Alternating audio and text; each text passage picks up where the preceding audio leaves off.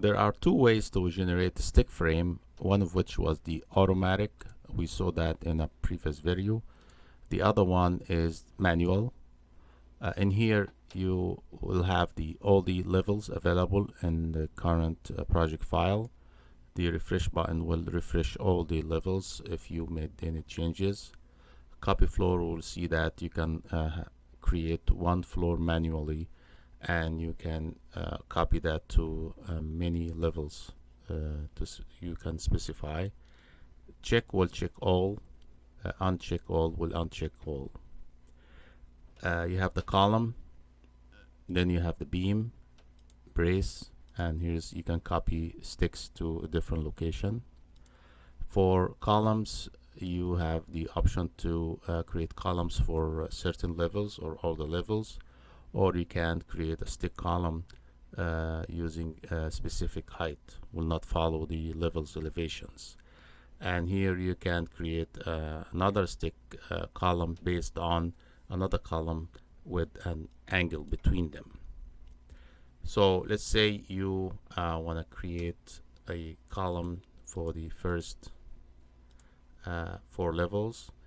Insert will allow you to insert it anywhere inside the building, anywhere you pick a point, while intersection will calculate the intersecting two column grids, intersecting point between any two column grids. And you can always look at the command prompt here for Revmo 8 prompt. So it says here, select 2 intersecting column grids by rectangle selection. All you have to do is just do the intersection like that, and it will calculate the intersection point. And these are 4 sticks column based on your levels here. The other option is exact height. You can specify the height of the column here, and again, insert allows you to create it anywhere. And intersection, again, any intersecting column grids.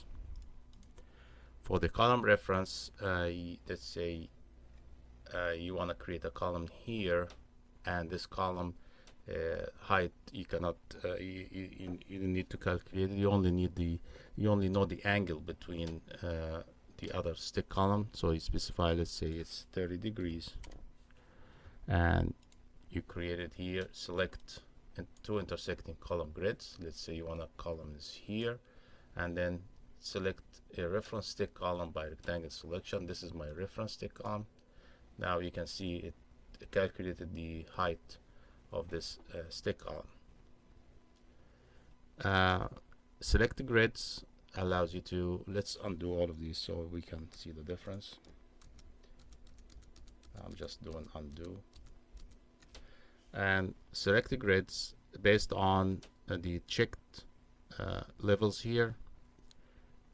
You click this one and it says select grid or line by using rectangle selection. So I'm selecting this one, and you can see it calculated all the intersection points between the column grids and how many levels you have checked here.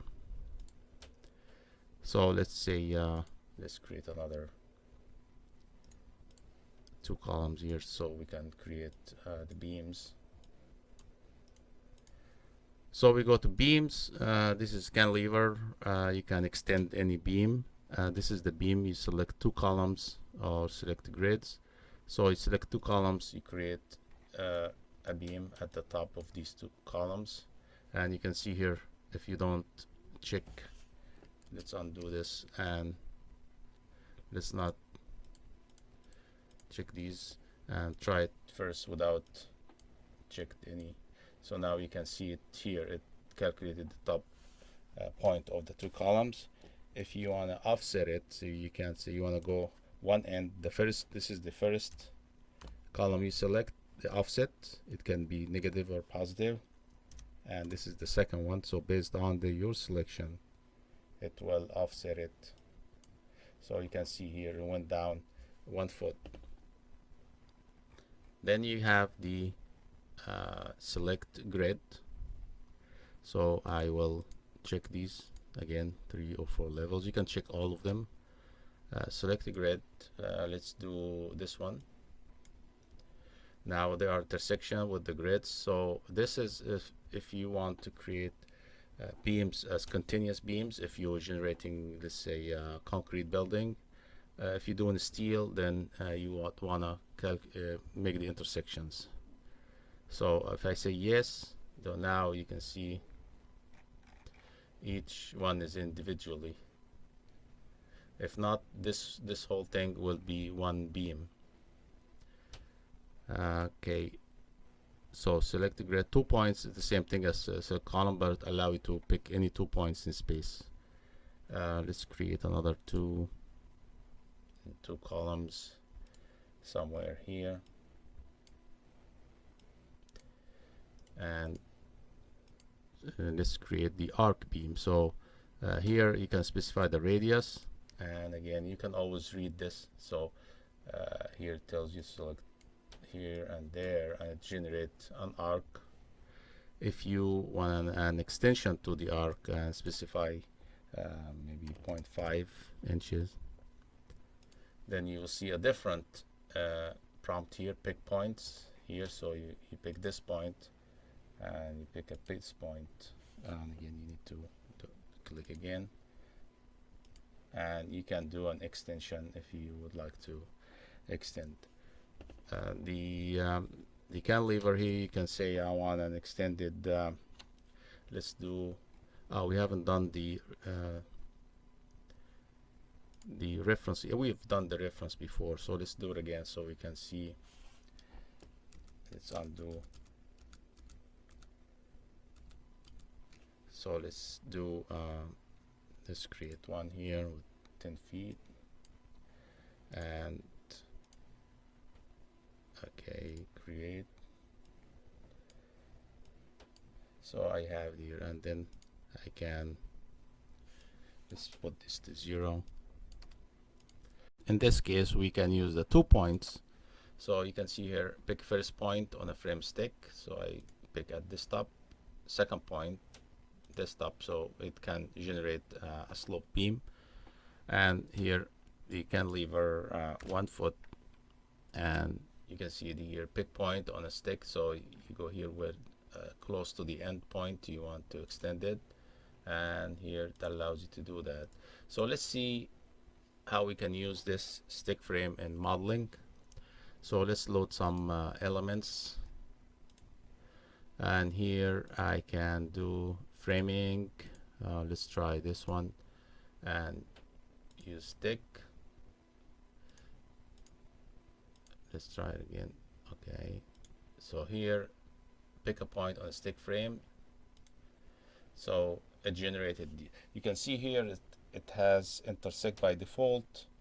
It intersected the beam with these 2 columns. If you want to create the whole thing at the whole length, you need to come here. We'll see that in a different video. You need to go here with the options and say I want continuous beams, and you can always load this again and uncheck it if you don't want continuous beams. So let's try it again. Now it generated with the whole length. And same thing, you can do the columns, and you can use this one, and we'll see modeling in a different video. So here's column selection, and so you see how you can use these stick frames to do modeling in 3D instead of doing it in 2D, and you will have to go to 3D and see. So it makes it a lot easier and faster, and this is just a sample, a simple example of how you can use the manual stick frame to do any type of structure. Let's see. The last option here in the beams is select grid. So let's say for the columns we check these 4 levels. Select the grid here. So it says select curve or column grid by rectangle selection. Let's say we want to generate some stick beams here. So it tells you there are intersection with other grids. Do you want to split them? Yes. So you can see here it generated these. We're doing this to so I can show you the bracing. Let's do it in this view. So you go to brace, and you have the X bracing, diagonal, and all the most common ones. For each type, you need to follow the prompt in here. So if I do X bracing, so now see, pick first frame column by rectangle selection, like here. Pick second frame column by rectangle selection. Now it generated the X bracing for all those levels. Let's try a diagonal. Pick first frame, same thing, and second, and you have diagonal. So now if you pick this first, the lower part will be on this side. Alternative diagonal bracing, again, I believe you have all the same. So this is alternative diagonal. V bracing, now V, and you have inverted V bracing, and you can see inverted. So let's undo this so we can do the K bracing. Again, K, depending on which side you pick first, it will generate it. So K would be this side, and the copy, we'll do that in a different video.